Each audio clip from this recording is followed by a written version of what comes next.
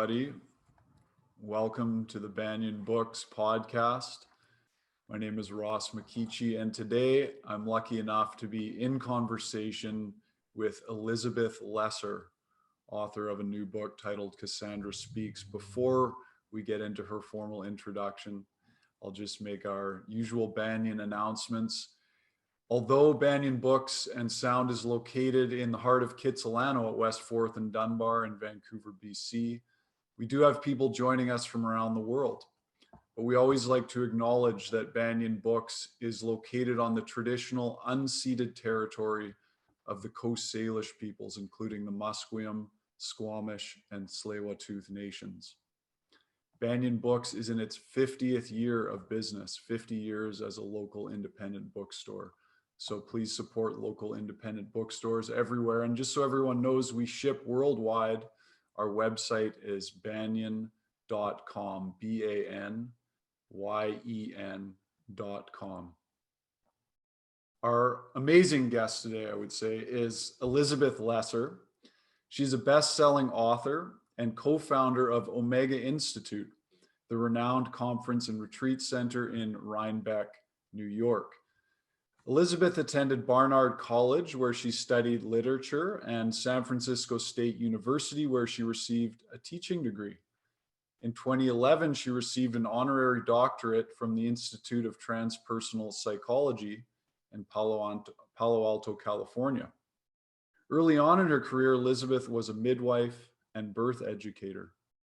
For many years, she was a student of the Sufi master Pir Vilayat Inayat Khan, and also has studied with many different spiritual teachers, healers, psychologists, and philosophers from other traditions. Elizabeth co-founded Omega Institute in 1977. Since then, the Institute has been at the forefront of holistic education, offering workshops and trainings featuring a wide array of programs. She also co-founded the Omega Women's Leadership Center, which grew out of the popular Women and Power Conference series. This series features women leaders, activists, authors, and artists from around the world. Our guest today has given two very popular TED Talks, one called Take the Other to Lunch, a call for civility and understanding as we negotiate our differences as human beings, and another TED Talk about the power of truth-telling. In 2008, she helped Oprah Winfrey produce a wildly popular 10-week online seminar based on Eckhart Tolle's book, A New Earth. She's been a guest on The Oprah Show, a frequent host on Oprah's Soul series, and is one of the Super Soul 100, a collection of 100 leaders who are using their voices and talent to elevate humanity. Author of 4 books, The Seeker's Guide, Broken Open, How Difficult Times Can Help Us Grow, which is a New York Times bestseller, has been translated into 20 languages, sold over 500,000 copies worldwide. Her 3rd book was Marrow, Love, Loss, and What Matters Most. And her latest book, Cassandra Speaks, When Women Are the Storytellers, the Human Story Changes. This book reveals how humanity has outgrown its origin tales and hero myths and empowers women to trust their instincts, find their voice, and tell new guiding stories.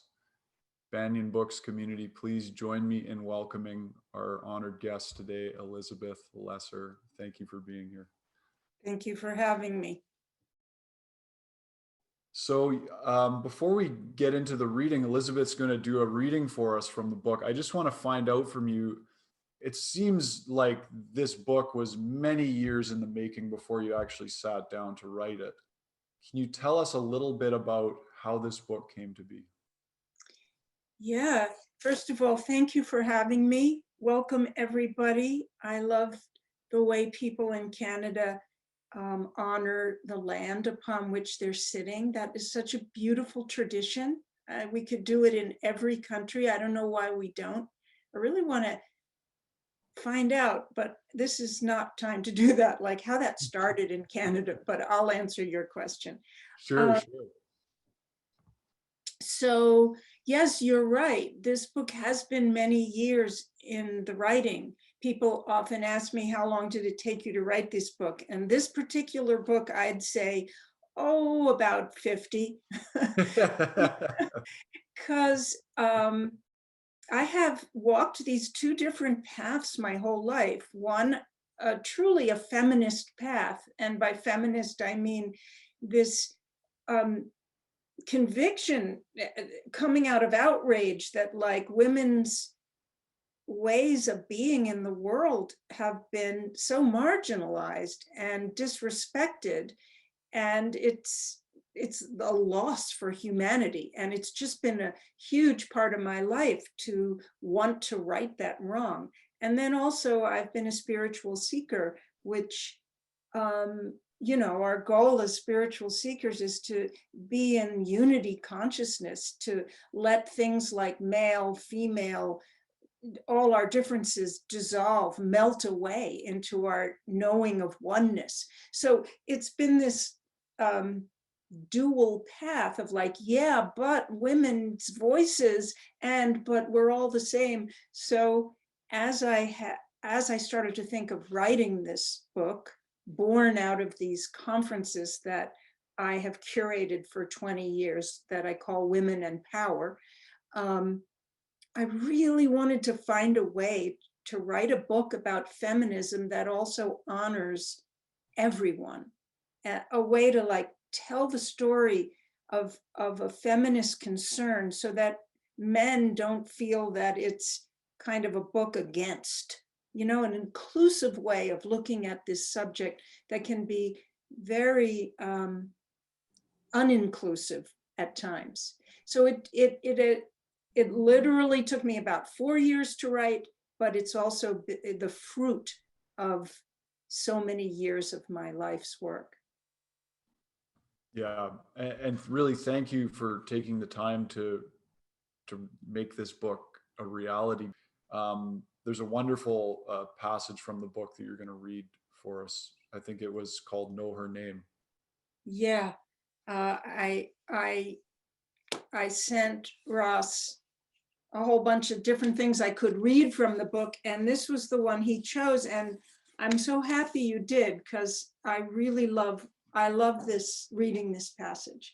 So it is called Know Her Name. It's about a 5 to 6 minute read. So sit back and enjoy the read.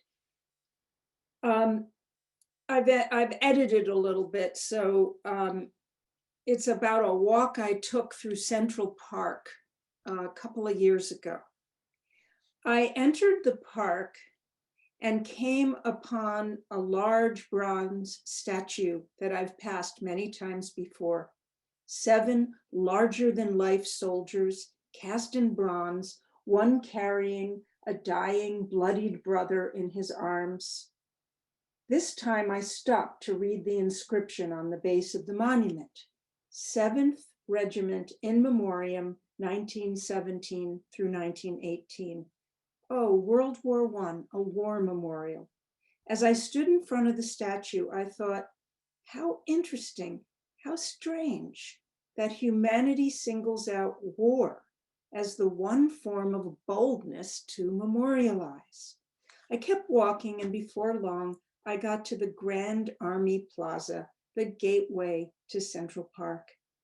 There, rising tall above the crowd of pedestrians, was a statue of the Civil War Union General, William Sherman, perched high on a horse, being led by an angel. Sherman is known for liberating the South from the Confederate Army, and he's also credited with the mass destruction of Atlanta during his notorious March to the Sea. Later, as commanding general of the Indian Wars, Sherman's policies included the first establishment of reservations, the killing of those who resisted relocation, and the starvation of the remaining free-roaming Plains Native Americans by the mass eradication of buffalo herds. Again, I stopped to behold this statue. It's hard not to pay attention to it. General Sherman and his horse and the angel are covered completely in 24-karat gold leaf. I sat on a bench and wondered, why, of all the people in the world, does General Sherman get to sit on a gilded horse forever in Central Park in New York City? And why is this the same all around the world? Doesn't matter where you are, in Paris, passing the Arc de Triomphe, or in Volgograd, Russia, beholding the massive war statue, The Motherland Calls, or in Cambodia, in the temple ruins, where mile-long walls depict religious battles, or on the Mall in our nation's capital. Wherever you are on this planet, it seems to have been decided long ago that history would be annotated by the warriors, and that courage, boldness, and strength would be associated with a willingness to fight and die for your ethnicity or religion or country. I used to wonder about this as a kid. Why in school did we have to memorize the dates of battles and wars, or the names of the men who invented the atom bomb, but not the names of the people who invented things like the washing machine, or solar panels, or the birth control pill?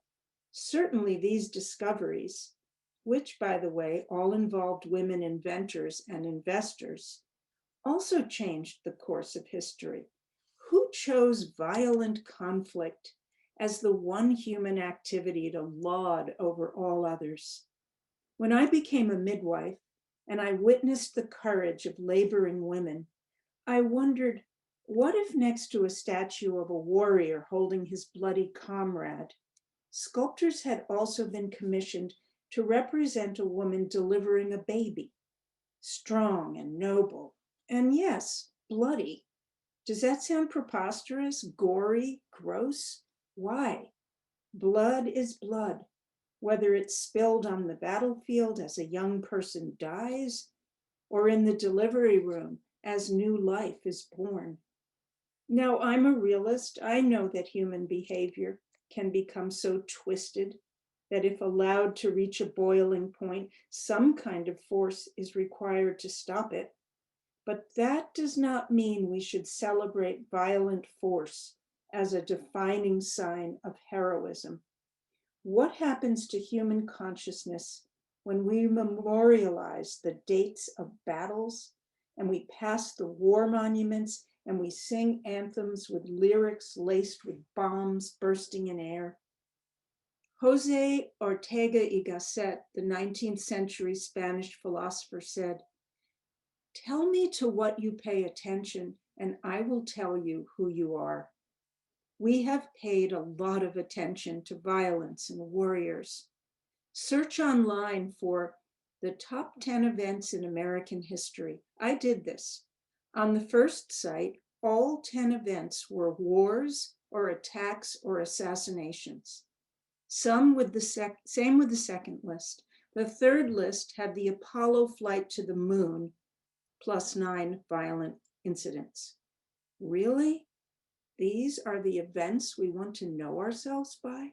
Tell me to what you pay attention, and I will tell you who you are. Tell me what would happen to us as a culture if a statue of Rosa Parks were placed right next to the Lincoln Memorial, and Miss Parks was as big and bold as the commander-in-chief. Or if next to the Vietnam War Memorial, there was a similar wall with thousands of names of the people who have honed other ways of dealing with conflict, like communicating, forgiving, mediating, working for justice so that the economic and social conditions that spawn unrest are transformed before they explode. How about monuments to the teachers who guide our children, or mental health experts who help people heal internal wounds before they inflict external wounds on others?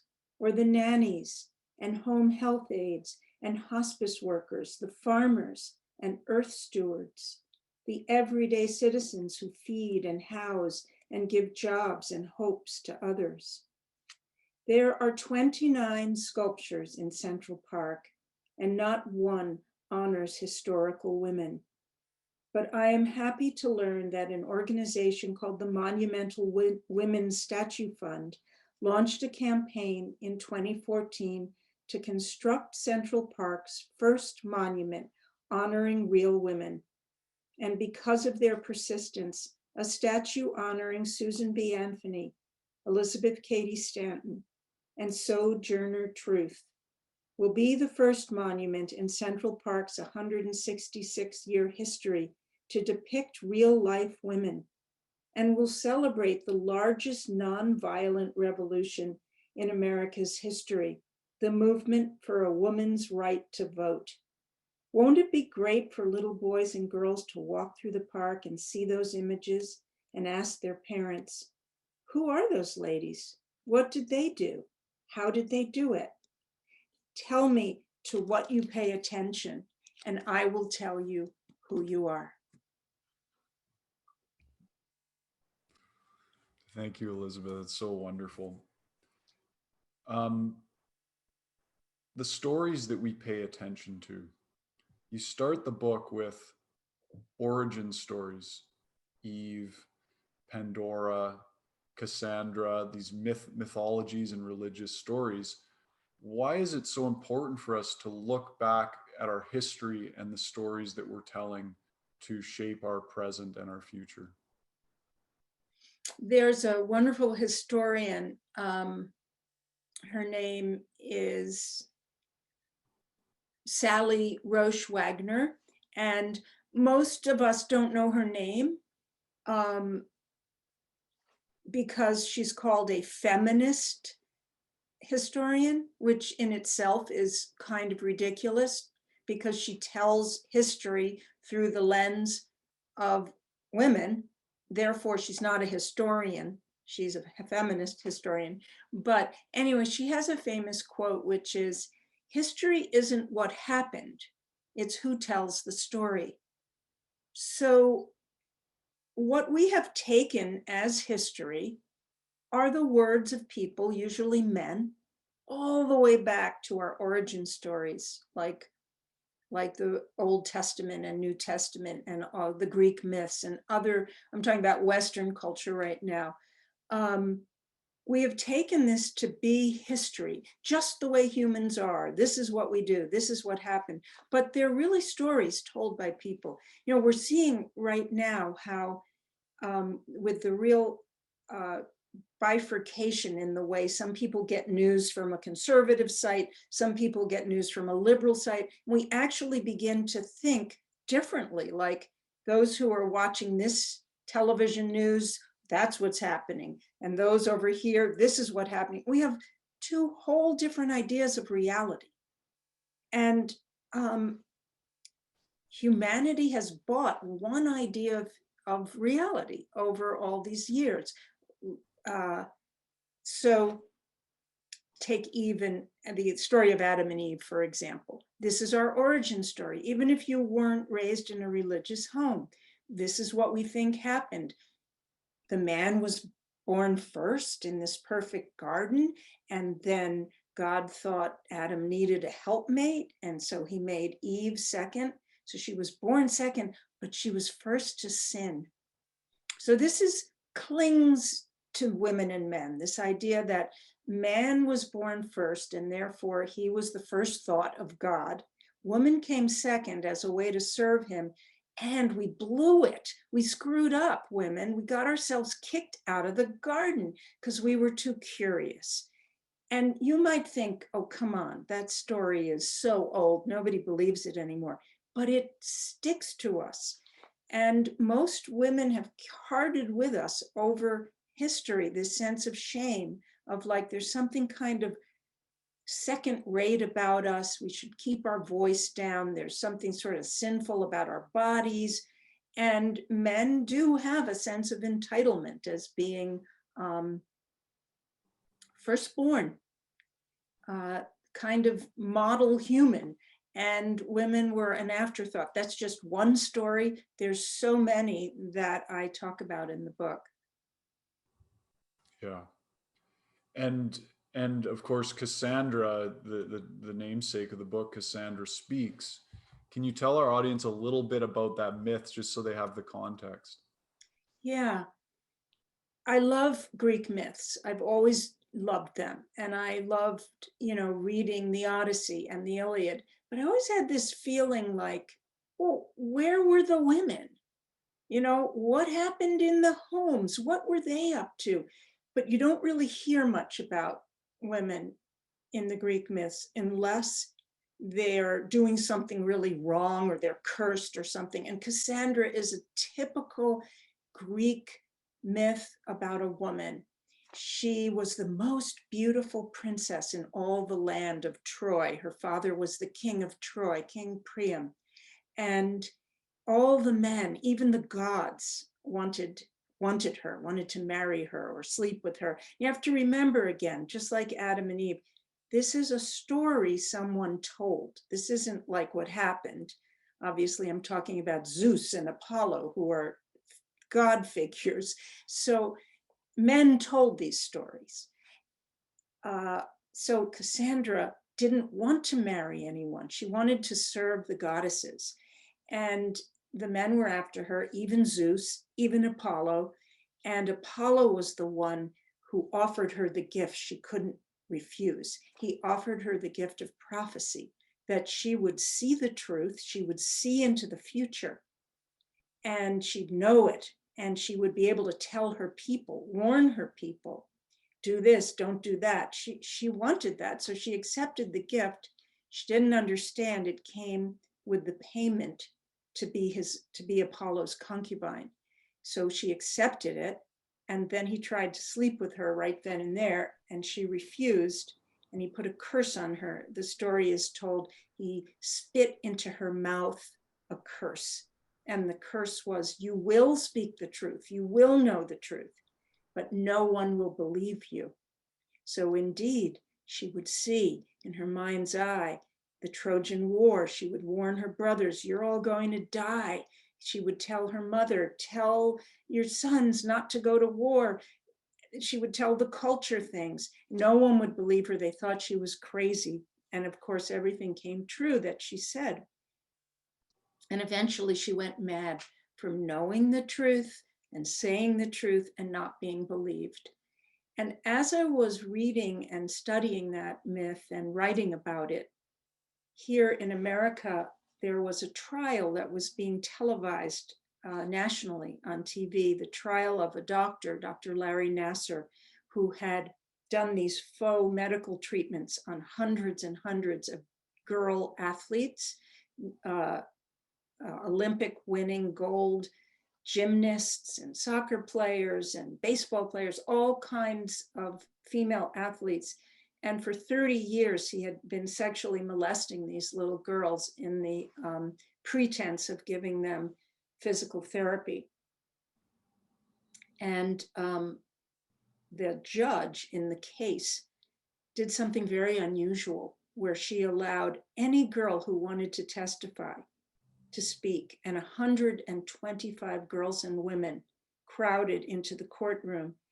And she made Dr. Nassar listen to each one of them as she told what had happened. She told her truth, she told her experience, and for the first time, people believed each woman telling her story. In the past, the girls had told their parents, they had told their coaches, they'd told their universities, they told all the way up to the United States Olympic Committee, but no one believed them. They took the word of this one doctor over hundreds and hundreds of girls telling their truth. And so this judge let each girl speak. And as I watched that trial, I thought, these are our Cassandras. But what's different here is we're hearing them now, and we're believing them now, and we're legitimizing and validating their experience and their story. That was the moment I decided, of all the stories I was retelling in the book, to call the book Cassandra Speaks. Yeah. It's I mean, it seems to be almost unthinkable that this could happen. And yet it's not I mean, that's a very extreme example, but it's not rare to hear these stories worldwide. It's shocking. And it's not just, as you say, as exaggerated as this story. It's not even only about sexual abuse or harassment. In fact, that's not the major thing I'm talking about in the book at all. It's more the way we women ourselves don't trust our own voices, don't trust our instincts enough to have the courage that once we get into any kind of position of power, whether it's in our family or at work or bigger than that, to say what we know, to say what we know in our hearts and our bones, and to insist that the world takes it as seriously as other value systems. Yes, yes. Which brings me to the next question. In the first chapter on power stories, you mentioned your own experiences around trying to change the story of power in your own life. And you realized that you needed to make some inner changes. And I'll quote you, you said, to dredge up your personal power, your inner strength, inherent dignity, your self-worth. And then the challenging part came. You mentioned the layers and layers of self-doubt, unexplored and unexpressed anger, and a slew of other problems that were covering your authentic power. Why is this such a common experience for women who are trying to find their power and authentic voice? Well, in some way, it's a struggle for anyone. It's a struggle for most of us who are born human, and you come into life with a radiant, creative soul. You know, as a former midwife, I would always marvel when a baby was born, and I would look at this little baby and I would remember the Wordsworth poem, Trailing Clouds of Glory from Which We Come. And I would think, oh, wow, this baby is trailing light.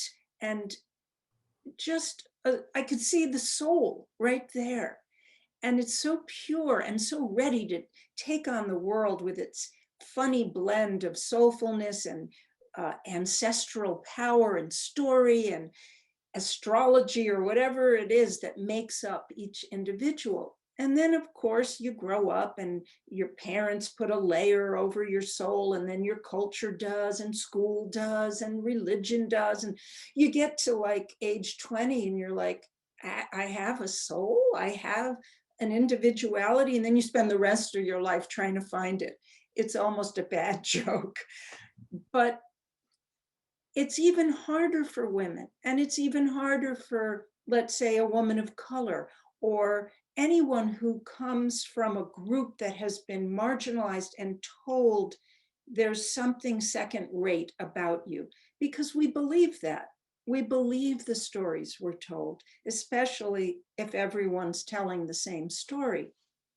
So your question, why is it so hard for women to uncover that authentic voice? Well, one reason is that if women actually can quiet the other voices in the culture, I happen to believe that deep down in most women's soul is a different way of doing power than the way it's being done now. The idea of power as domination, and power like those statues in Central Park that I read about, the idea of the hero being, you know, on the horse like this. There's other ways of doing power, more inclusive, more interested in everyone joining together, and like the leader being the head of empowering everyone. There's so many studies done from business and the military, governments, corporations that show when women are in leadership, and enough of them in a particular organization, power is done differently. We've seen it all during COVID. The countries led by women have had a much better rate of not having as many people become ill and die from the pandemic. There's a plethora of studies done on women and leadership and empowerment. That doesn't mean every woman leader is good and every male leader is bad, but women, should we be able to uncover our authenticity, have an enormous opportunity now to teach the world how to do power differently. Mhm, mhm. Doing power differently. What role do men need to play at this time? I mean, you talked to me before we started the interview, before we went live. You talked about um, uh, men men need to sort of give women the space to step forward, but also women not taking on the old patriarchal roles. You talked about doing power differently, so not getting in the door and perpetuating the same cycles. How does that actually look? What does that look like? It might be foreign to a lot of us. Mm. Yeah, it's foreign to all of us, as anything that hasn't been done very much is foreign to all of us. You know, in my country now, in the United States, we're seeing the painful process of undoing the guiding story of white supremacy. We see what it looks like, how troubled the path is to undo an old story that's lodged in our consciousness, even though we hardly know it's there. So we can forgive ourselves for not quite knowing what it's going to look like. And we can be really careful, as you say, as we all go toward a goal. You know, Nietzsche, the great German philosopher, said, be careful when you're fighting monsters that you don't become one. And so it's not like once women get power, that means everything will suddenly be, you know, unicorns and roses. It's going to be an interesting path. But a way I often try to describe it is there's a science story. It's not just religious stories or myths that we cling to. Science has given us stories that end up turning out not to be real. And there's the fight or flight story. I'm calling it a story because in the 1940s, 30s and 40s and 50s, there was a Harvard psychology researcher who brought people into his laboratory to study what happens when human beings are under stress or trauma. He was going to measure their stress hormones to see what is the response of most human beings under stress. So he brought hundreds of people into his lab and he simulated stressful, traumatic situations, and he measured the chemistry in their blood, their hormones. And he was the one who came up with the term fight or flight, that under stress, all human beings either get aggressive, fight, or they flee, and not just run away, detach. Fast forward to the first years of the 2000, a researcher at UCLA, University of California in Los Angeles, Shelley Taylor, another doctor of psychology, she and her team noticed a funny thing. All the people brought into the lab in Dr. Walter Cannon's studies were men, because in the 1940s, 50s, 60s, 70s, up until the 80s, only men were used for medical experiments across the board. And she replicated the studies with women. And she found, no, the stress hormones released in women under these simulated stressful, traumatic situations were not fight or flight. They were something she called tend and befriend. Under stress, many women, not all women, not women all the time, but many, yes, there was some fight or flight hormones released, but mostly it was something called tend and befriend, meaning under stress, women want to tend to the most vulnerable in the community, the children, the older people, helping them deal with the stressful situation. And under stress, their instinct is not to flee or to detach, it's to befriend. So, like, you come home from a miserable day at work, you've just had a horrible day. You don't like necessarily have a beer and watch television. You call your friends and you get support and you chat and you talk. This idea that women talk too much. No, women befriend. They heal through friendship. They don't detach. So when you ask what would a different way of doing power look like? Well, if we stopped assuming that all humans do under stress is fight or flee, if we were like, no, at least 50% of the time, we also tend and befriend. So let's put our dollars not only behind the military, let's say, but into schools. Let's make sure we have an equal amount of funding for the tending and befriending aspect of our humanity.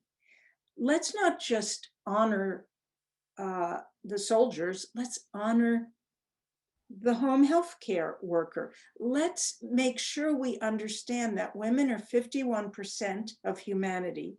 Therefore, tend and befriend is a noble, valid way of thinking about what a hero is.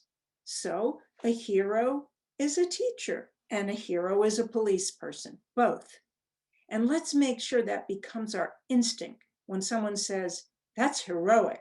We're talking about a kindergarten teacher. Let's not have that seem silly. So that's a big way of talking about how do we start doing power differently. There's littler ways too, which I get into in the book. Yes, yes, absolutely. And I really encourage people to read this book. It's a really fantastic book. And I do want to just say too that the cover artwork it's the most beautiful book outside and inside that I've read this year. Um, I really love it. I just want to let our audience know that's here live. We're going to take questions in about 15 minutes. So feel free to put your questions into the Q&A tab, not into the chat, but into the Q&A. And we'll hopefully get to as many of those questions for Elizabeth as we can.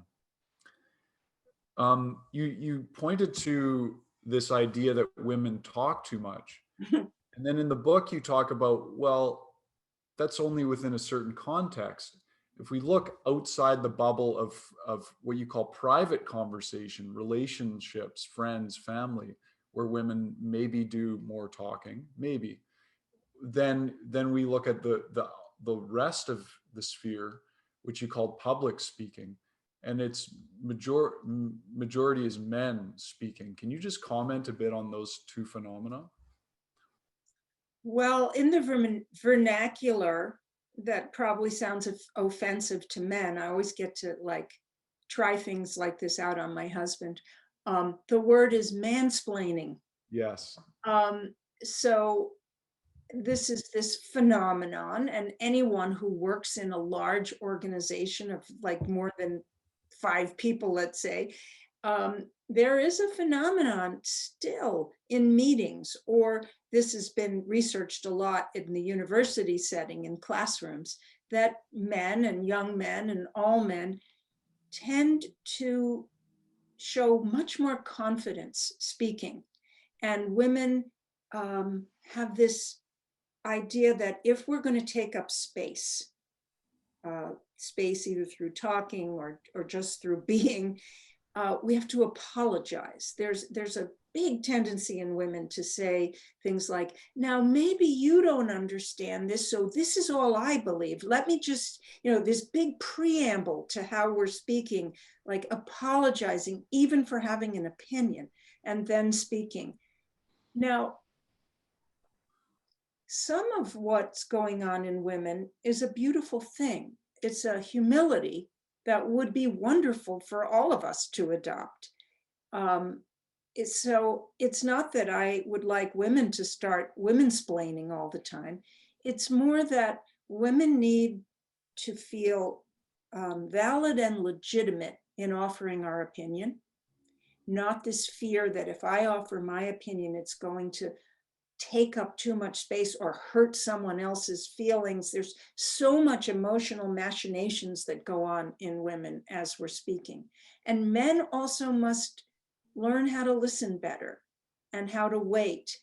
And it's this dance that women and men can help each other do. Men helping women by giving more space and listening, and women not necessarily having to make men wrong in order to get our voice heard, but just to become so comfortable in our own skin that it's natural to offer an opinion. And it's fine to do so. And it doesn't mean you're not a good person. Yeah. Yeah. You talk about this feminine principle. So you walk this fine line, this razor's edge of women having a voice, saying, yes, there are problems, there are issues, we do need to speak up.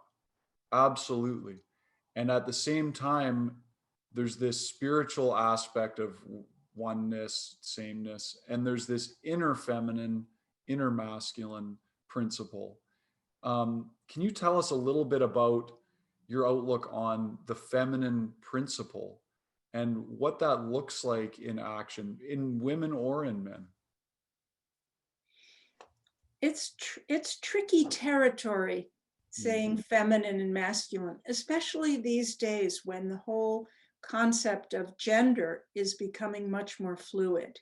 And Mhm.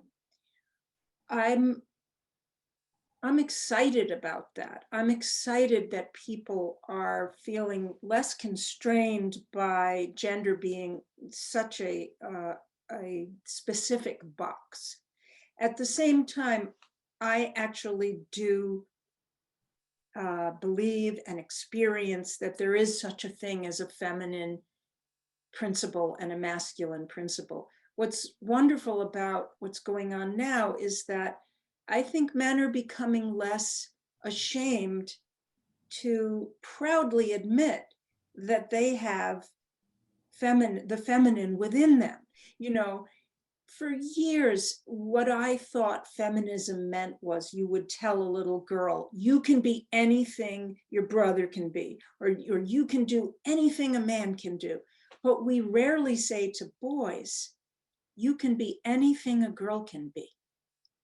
That just seems like, I doubt many people have said to their little boys, you can be anything your sister can be. And that is such a window into how we devalue the feminine and therefore make girls feel less than and make girls feel they have to be more like boys. And it's such a burden to put on little boys that you have to be this way only, or you are not a boy and you are not a man. And in the masculine, there's no room for over emotionality. You can't cry, you shouldn't feel, you shouldn't show your feelings. It's called the man box. And that's a prison for men, just as girls don't ever be aggressive, don't be ambitious, don't talk too much. That's the opposite of femininity. Both of these are prisons that men and women have lived in, and I do feel it melting some. But it's still, all you have to do is go onto a playground and watch little boys and girls. It is still alive and well. This bullying of a boy who doesn't act like the total over masculinized cultural idea of what a boy should be, and girls who are squashing their ambition right and left because it's not what girls should do. So the best of the masculine to me is the energy to go forward, to build, to be curious, not to be held back, to to expand, to grow, to move, to create. That's the masculine spirit. And the best of the feminine spirit is to nurture and care and to feel and to be the emotional tenders of the human garden. That's the best. And if I could wave a magic wand, we would all have an equal dose. That's probably not the way it's ever going to be, because there is such a thing as hormones. So the next best thing I would do the magic wand to is that all the tendencies in human beings, the tend and befriend, the more like going forth, that they're equally valued and funded and validated, so that if a human being wants to be more feminine than masculine, it's also seen as a value that is elevated in the world. Right. And I mean, just to give to someone who might say, oh, this is all great philosophical discussion, but what does this matter? This does matter in terms of where our world is at and the issues and challenges that we're facing. Can you talk a bit about how women and the feminine principle might impact positive change on our planet? Well, if indeed there's more of the desire to tend and befriend within the feminine principle, there is nothing the world needs more now than being tended. We've run amok with the masculine tendency to go, go, go, build, build, build, discover, discover, discover, extract. It's taken a massive toll environmentally, financially, socially, in families, in governments. It's so lacking in the tend and befriend ethos, where we would look at a budget, let's say, of an organization or a country and say, we're going to slash the part of it that is furthering this extraction mentality, and we're going to just stop. We don't need to grow anymore. We're going to tend our garden and our people and our animals. We value the notion of tending and creating circles of caring, befriended peoples. Let's put all our energy, all our creativity, all our financial might behind that instinct. Let's give it 100 years. Okay, we've had thousands of years where the other principle was at the forefront. Let's stop and give it over to people, maybe only women, but also men who are valuing the tend and befriend aspect of humanity. Let's give that a chance. Let's see what happens. What might it look like? I mean, in my mind, when I've reflected on this and spoken with the teachers and mentors in my life, a big part of it is not just the balance of the male and female, or men and women, but actually mature men. Like a mature man, a mature masculine man can access those tend and befriend principles within himself, but also he honors and empowers that in the others around him. How much of this is just a maturing process for human beings? Are we stuck in this kind of adolescence sort of? Well, I think ultimately that is exactly it. And also a maturing process in women. Like, there's internalized patriarchy in all of us. I know, I've watched it in myself as a leader of an organization. I've watched with horror sometimes at myself the same old fight or flight tendencies in me.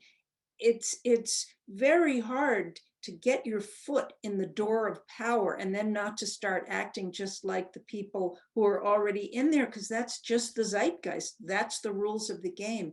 It's so hard to change something, even as a woman, even as a feminist, even as someone who considers herself a somewhat mature human being. So it's not just men and their mature masculinity, it's also women and our mature femininity, and also people who have a beautiful balance of both.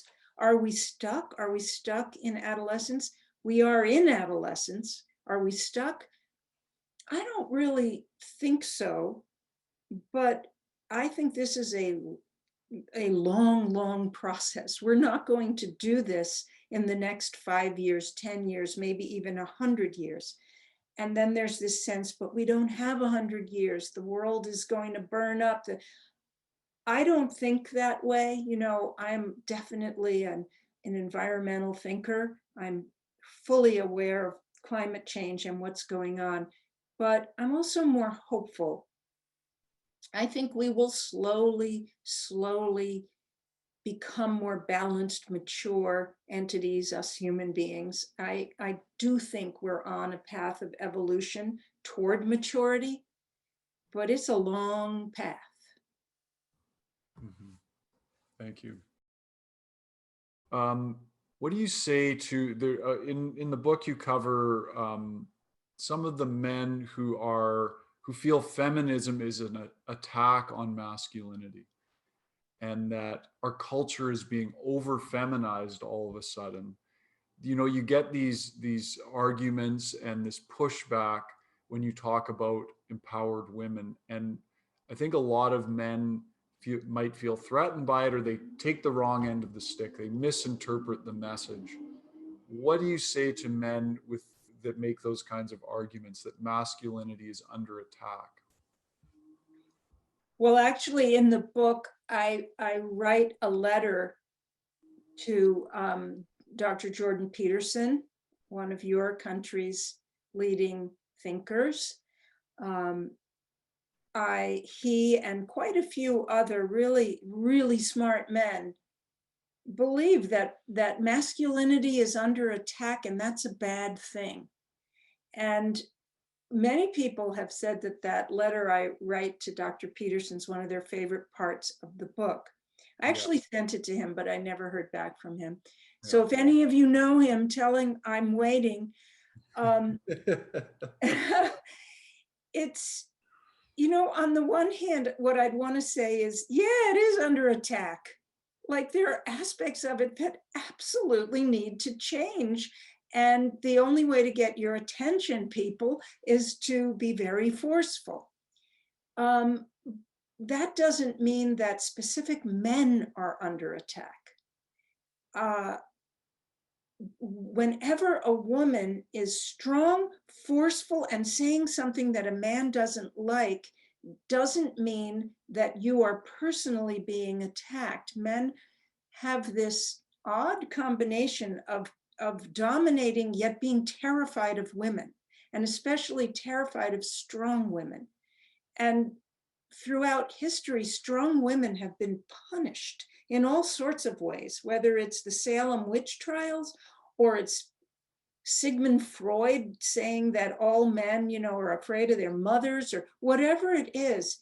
To be a strong woman has been something that not only is it hard just to be a strong human being, but strong women have just been called everything from witches to angry Black women to you're too much, you're intense. You know, if a man is said he's an intense dude, you're like, ooh, interesting. If she's an intense woman, you're like, calm down, lady.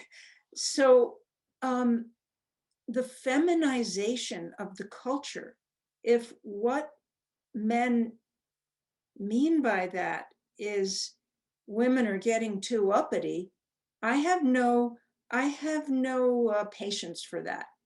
But if what men mean is my very way of being feels under attack, I don't know how to change fast enough to accommodate this. let's talk about this. I don't understand you. I feel if it's that, I'm all for those kind of beautiful, deep conversations where men and women can hold each other through these changing times. You know, I have 3 sons. I've been married twice to men. I love men, and I love the men in my life. And I love more than anything deep conversations between men and women where we're really listening to each other. Women don't listen to men just as much as men don't listen to women. This is not only a man's problem. This is all of us having to find new guiding stories, new ways of talking to each other. Yes, wonderfully said. Thank you.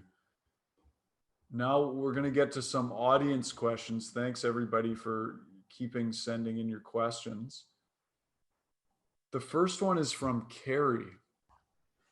Carrie says, my daughter is currently studying history, her second year, and has had no introduction to a feminine perspective on history. I'm wondering where to start shaking this tree. Are there best practices for students who are curious about other historical perspectives to advocate for changes in curriculum? Oh, that question makes me want to cry, both from the fact that it's still like that and from you're looking at it that way and you're caring for it. I bow to you. Thank you.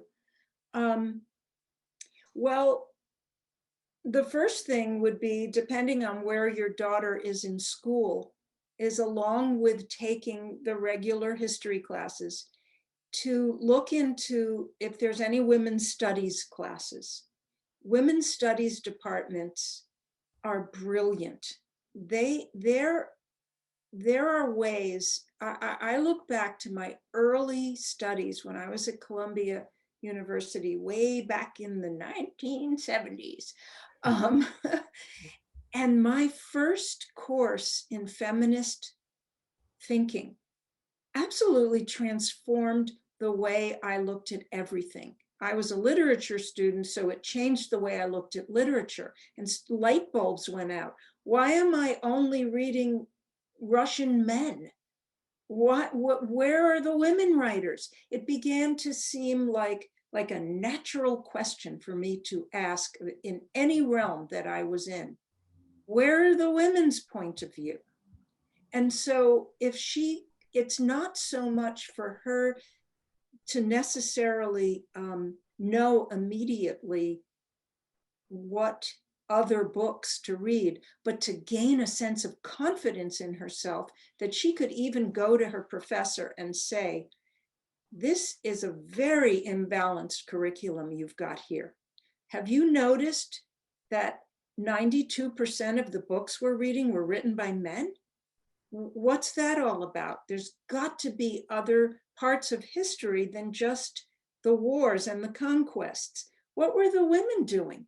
How were people feeding people? How were people tending to each other? What happened in schools? I don't want to just learn about this aspect of history. History isn't what happened, it's who tells the story.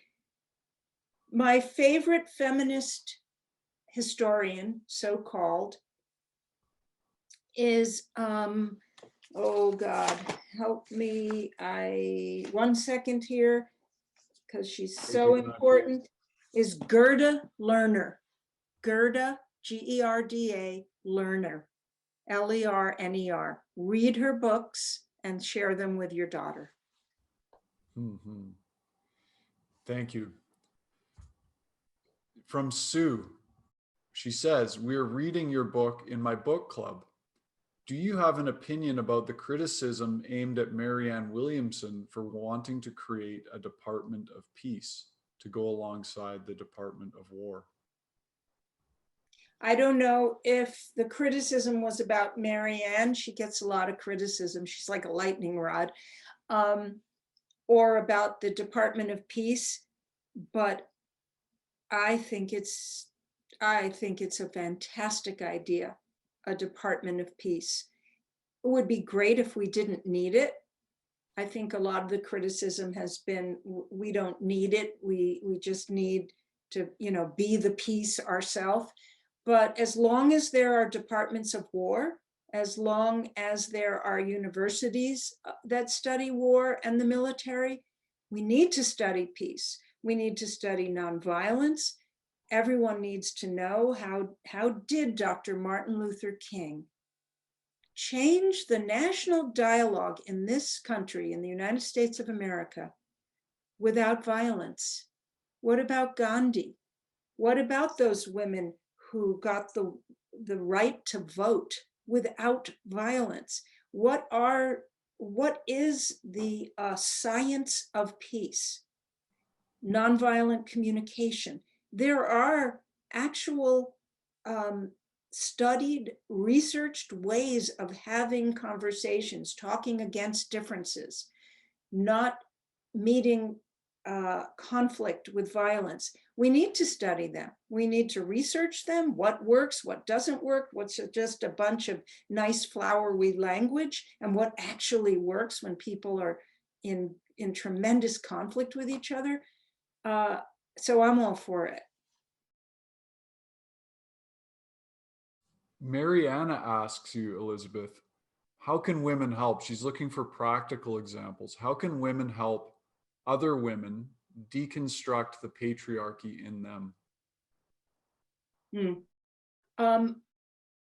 I came up with a word a few years ago, and then I found out other people had been using it anyway. I called it womance. You know how there's bromances, the bro movies. I came up with the word womance for the kind of relationships I have with women who want to deconstruct patriarchy within and without.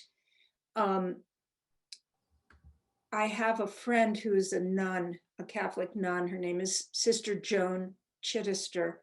She's one of those nuns that have stood up to the Vatican and still remained a nun for like 70 years. And Sister Joan and I were talking on the phone one day, and I said something to her like, Sister Joan, you are a kick-ass nun. And she said, no, don't use the word kick-ass. Use the word leaven. Leaven, like what the agent that raises bread. You are leaven. Go out and be leaven with a group of women and try to raise each other up. So I am all for romances and leaven, that women, we have to support each other. And I don't believe in the myth that women naturally don't support each other, the cat fight idea. I think that's some sort of male fantasy that women fight all the time. But the most important thing for me, that's helped me the most, are the women who have my back. And I think for us to start having each other's back, so let's say you're in a meeting at work and you notice a fellow colleague isn't speaking, but she has a lot to say because outside of the meeting, she has said it. And so you say, Kathy, what do you think? And Kathy's like, and that's okay. No, hey, everybody, let Kathy have a chance to speak because she has an amazing idea. Things like that, to give the floor to women, especially to marginalized women, women of color, women who are super shy, like help women find their voices. We got time for one last question. This is from Ren.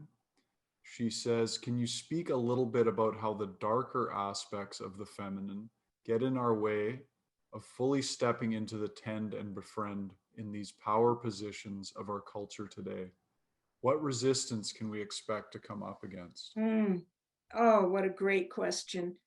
I have a part in the book about the shadow, which is the Jungian concept that all of us have these hidden dark things bubbling around in our psyche, and we don't want to be like that. So we push them away and pretend we aren't like that, and then they bubble up. Once the social psychologist Brene Brown was speaking at Omega Institute, and she was telling this story that she had been working with a group of leaders in a corporation, and the men admitted that whenever they tried to be more sensitive in their marriages, their wives who want them to be that way also punish them when they're that way, because we're all still stuck in this thing of wanting men to save us and to be a certain way. And she was driving home from that meeting, Brene Brown, and she said to herself, holy shit, I'm the patriarchy. And I often feel that in myself at home and at work. I talk a good game about being more tendy and befriendy, but under pressure, I often just start acting exactly the way everybody else does. So I think it's really important for women to be super honest in our self-reflection. And when you feel yourself being the way, especially in leadership positions, and I don't just mean like you're a CEO, I mean as a mother, as a partner, whatever, be super self-reflective. Be aware when you're not, you don't have to be a perfectionist about it. We're all going to screw up all the time, but just be aware of yourself and try to hold yourself to a higher standard, and help other women and men along the way. I didn't answer that very well. I'm sorry, but I think you'll find more information about it in the book. Absolutely. And I think I mean, I've read the book, so I know your answer in the book, and I gleaned more from what you just said as well. Um, One of the beautiful things in the book is the end you give these different practices. And one of them, and you have a TED talk about it, is taking the other to lunch. Maybe we can finish with some ideas from you on how we can bridge the gap here. How can we continue this conversation in our Western culture and in all different cultures where this is an issue, this gender divide, this divide between masculine, feminine principles, and bring the healthy male, healthy masculine, healthy female, healthy feminine to the forefront through those conversations? What can we do? How can we keep that going? Well, I don't have like, here are the 5 steps to completely healing this problem. This is an ancient, ongoing, evolutionary problem. And as you said, ultimately it's about spiritual maturity. So what works with spiritual maturity in bridging gaps between men and women, between racial divides or political divides? The first thing is becoming a good listener. We think we're right. Our egos want to be right. Our egos are desperate to be right, so much so that we don't listen to each other. There's just an assumption that I know, you don't know, listen to me, and the other person is locked in the same ego thing. So sorry, everybody. It's the same hard work for this as it is for everything in our life. It's calming our child ego. It's following our heart deep, deep into the well of love and dredging up love for that other being, even when we want to wring their neck. It's every spiritual practice you've ever heard of, meditation so that you calm the reactivity, and strengthening your body so that you actually fall in love with your body, especially for women. That's a powerful practice. So it's not that different than all the other things those of you who love this beautiful bookstore study, the spiritual arts, to become a wise spiritual being and to bring that out into the world through everything we do. Wonderful. Elizabeth Lesser, thank you so much for taking the time to join us today and for all the work that you've done and continue to do. Thank you for having me. Thank you for being such a thoughtful interviewer. Thank you, everybody, for sticking with me on this beautiful Sunday. Just a reminder, if anybody wants to learn more about Elizabeth and her work, you can visit her website, www.elizabethlesser.org. And if you'd like to purchase any of her books, but particularly her new one, Cassandra Speaks, When Women Are the Storytellers, The Human Story Changes, you can buy it from anywhere in the world on our website, banyen.com, BANYEN.com, or you can pop into the store anytime between 11 and 7 in Kitsilano and Vancouver. Thanks everybody for joining us, and Elizabeth, thanks again.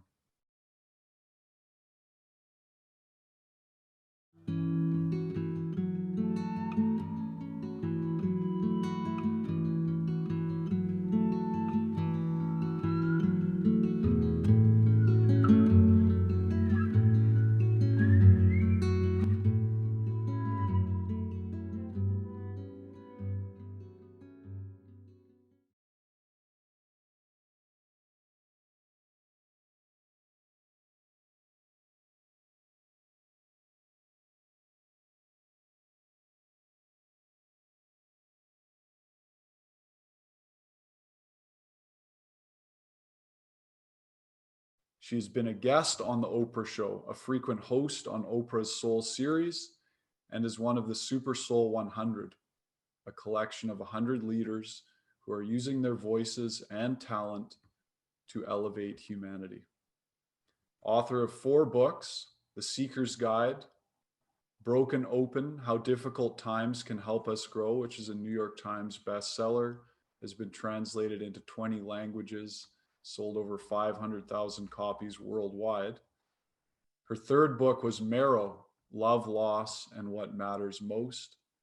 And her latest book, which I've got right here beside me, Cassandra Speaks, When Women Are the Storytellers, The Human Story Changes.